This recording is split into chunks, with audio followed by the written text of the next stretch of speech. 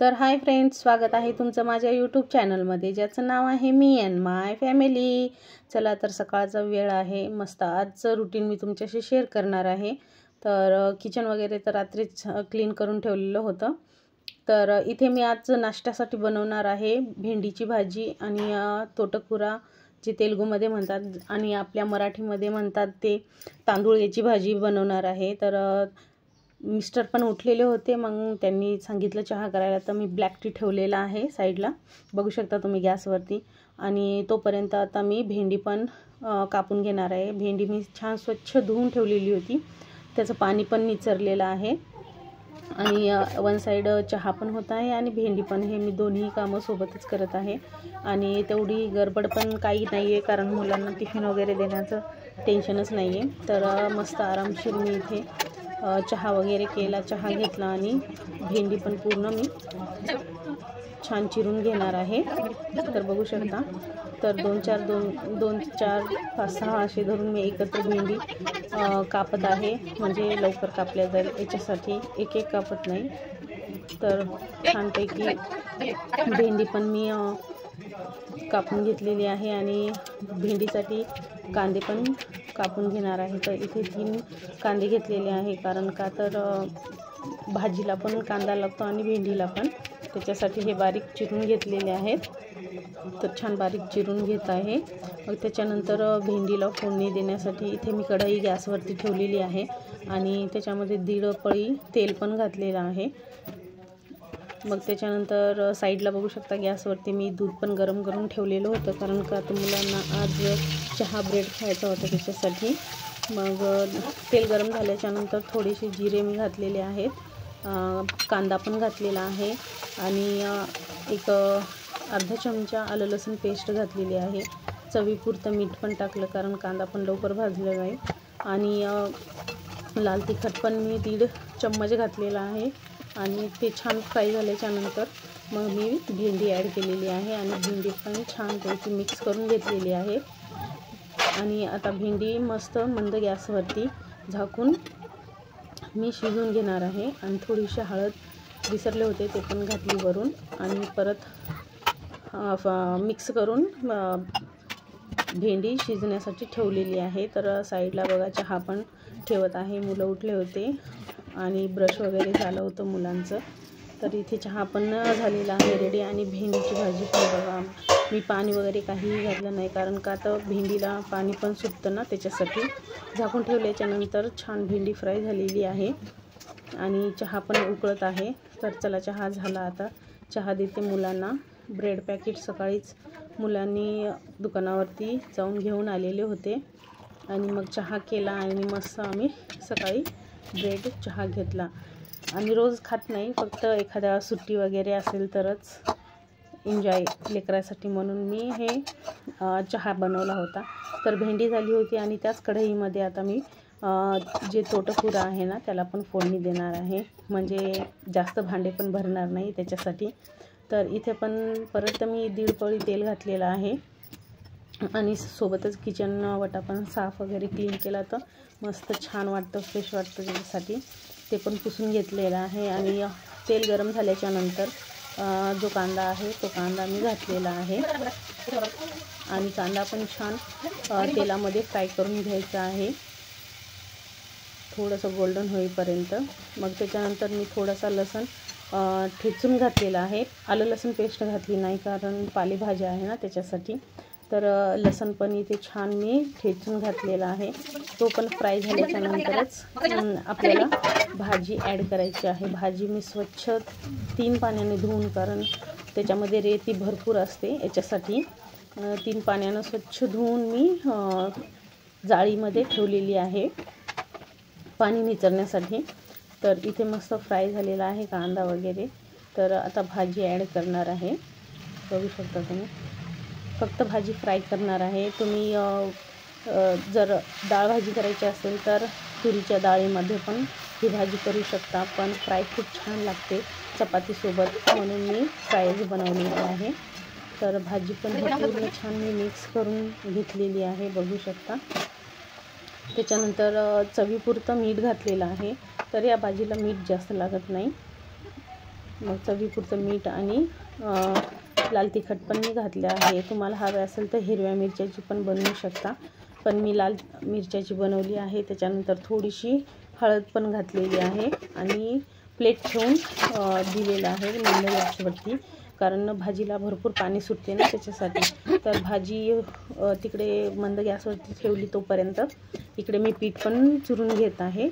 भाजीला परत एकदाचं हलवून घेतलं व्यवस्थित आणि परत प्लेट ठेवून त्याला छान मंद गॅसवरतीच शिजवून घ्यायचे आहे. जे भाजीला पाणी सुटतं त्या पाण्यामध्येच भाजी शिजवून घ्यायची आहे. खूप छान लागते ही भाजी. अशाही पद्धतीने तुम्ही करून बघा. आणि इथे बघा पीठ मळणं चालू आहे माझं. तर पीठ पण मळून घेतलेलं आहे मी छानपैकी. पीठ मळून एक 10 मिनटं मी झाकून ठेवणार आहे. तर पीठ पण छान मुरलं जाईल आणि चपात्या पण खूप छान होतात पीठ छान मुरल्याच्या नंतर. तर बघू शकता इथे भाजी पण आपली रेडी आहे. भेंडी पण झाली आणि भांडे होते थोडेसे चहा वगैरे घेतलेले, ते पण मी आता घासून घेणार आहे, म्हणजे जास्त भांडे पण पडणार नाही त्याच्यासाठी. तर भाजी होत आहे तोपर्यंत इथे मी भांडे पण पूर्ण घासून घेतलेले आहे, म्हणजे किचन पण क्लीन झालेलं आहे. एवढं टेन्शन नाही की परत परत भांडे घासायचे. जेवढे थोडे थोडे भांडे पडले ना तेवढे घासून घेतले म्हणजे भांडे पण जास्त राहणार नाही याच्यासाठी. तर पूर्ण भांडे मी इथे घासून घेत आहे आता. मुले पण उठलेली नव्हती तोपर्यंत माझा अर्धा स्वयंपाक झालेला होता, कारण सुट्ट्या आहेत त्याच्यासाठी. पण मुले उठलेली नव्हती लवकर, नाही तर रोज त्यांनी लवकरच उठतात 5:30 ते 6लाच. तर इथे माझे भांडे घासून घेत आहे. तर छान मी तर शूट करण्यासाठी मी फोन खिडकीला ठेवला होता आणि अचानक माझा फोन घसरला आणि पडला. पुढे आहे मी ते पण शूट झालेलं आहे, ते पण दाखवते तुम्हाला. तर इथे मी पूर्ण भांडी धुवून जे लावायचे आहेत ते पूर्ण लावून घेत आहे, कारण जाळीमध्ये पण भरपूर भांडे होते घासून ठेवलेले. तर इथे मी किचन वाट्यावरच वॉश करून ठेवत आहे, बघू शकता तुम्ही. मग नंतर थोडंसं पाणी निचरल्याच्या नंतर पण रॅकला वगैरे पूर्ण मी भांडे लावून घेणार आहे, कारण सिंकच्या वरच मी रॅक बसवला आहे, जागा नाही आहे किचनमध्ये. तुम्ही बघू शकता माझं किचन खूप छोटं आहे, फक्त एकच जण इथे थांबू शकतं. दोघं जण जर झालं ना आले ना तर खूप अडचण होते. तर इतकं छोटं आहे किचन. तर ते रॅक मी वरच सिंकच्या वरच लावून घेतलेलं आहे, कारण दुसरीकडे जागा नाही. जे मी भांडे ठेवायला जात होते ते सगळे आज पडतच होते, काय माहिती. तर चम्मच लावला मी, चम्मचही पडला. नंतर जी चाळणी होती तीही पडली. त्याच्यानंतर कप ठेवायला गेले, कपही पडला आणि मग त्याच्यानंतर माझा फोन पडला. तर असं करत ह्या 4 वस्तू पडल्या. तर ठीक आहे, बघू शकता फोन पडला माझा. तर हे बघा झाले, भांडे पण क्लीन झालेले आहेत, म्हणजे टेन्शन नाही आता, फक्त स्वयंपाकच. आता पीठ पण मुरले, चपात्या करायच्या आणि इथे बघा मस्त अशी आपली सुक्की भाजी पण रेडी आहे. तर चपात्या पण झाल्यात. तर आता करायचा आहे नाश्ता. तर सकाळी भाजी भेंडी वगैरे सगळं झालेलं आहे. आता फक्त खाल्लेले भांडे आता घासायला पडतील. तर चला आता नाश्ता करून घेतो. आम्ही सोबत सगळं एकत्र मस्त बसूनच जेवतो. तर इथे पूर्ण पसारा म्हणजे जेवणाचं जे साहित्य लागतं ते मुलांनी आणून ठेवलेलं होतं, ते हेल्प करतात खूप माझी. आणि इथे मी आता वाढून देत आहे. मिस्टर पण बसले जेवायला. तर भेंडीची भाजी, सुकी भाजी, चपातीचा आज नाश्ता मस्त असं पोटभर जेवण झालेलं आहे. बघू शकता वाढलं मिस्टरांना आणि मी पण खात आहे. आता सकाळी नाश्ता वगैरे झाला, थोडासा आराम केला आणि आता मी झालेली आहे तयार. तर जायचं आहे मार्केटला. तर कारण का तर आज असतो संडेचा बाजार. तर बाजारातच जायचं होतं मला. पालेभाज्या वगैरे तरकारी काहीच नव्हती घरामध्ये, तर त्याच्यासाठीच तर आठवड्यात एकदा मी हा बाजार करत असते. जवळचं सॅटर्डेला पण असतो आणि रविवारी पण असतो आणि बुधवारी पण असतो, 3 बाजार असतात. तर कोणत्याही एका दिवशी मी आठवड्याभराचं सामान घेऊन येते. फ्रूट्स वगैरे खूप छान भेटतात मार्केटमध्ये. तर इथे बघा या रूममध्ये होतं ना पसारा पूर्ण, आता मी जे कपडे होते ना पूर्ण आता अलमारीमध्ये छान लावून घेतलेले आहेत. ते काय शूट केलं नाही, विसरून गेले कामामध्ये. आणि छानपैकी आता हे सेल्फ पण मस्त दिसत आहे. तर मार्केटला पण मी जाऊन आले आणि बघा पालेभाज्या, फ्रूट्स वगैरे सगळं आणलेलं आहे एक आठवड्याभराचं. तर शनिवारी पावसामुळे मला मार्केटला जाता आलं नाही, म्हणून आज संडेचंच मी मार्केट घेऊन आलेली आहे. फ्रूट्स वगैरे छान भेटले. मुलीने भांडे पण घासून ठेवले होते. तर आता भांडे घासून घेते. जेवण वगैरे तर सगळं झालेलंच आहे, बघू शकता किचन पण क्लीन झाले, फक्त भांडे राहिलेले आहेत. तर तेही घासून घेते आता. आणि वेळ झालेली आहे झोपण्याची, भांडे घासूनच झोपणार आहे. आणि तुम्हाला तेही कमेंट्समध्ये नक्की सांगा.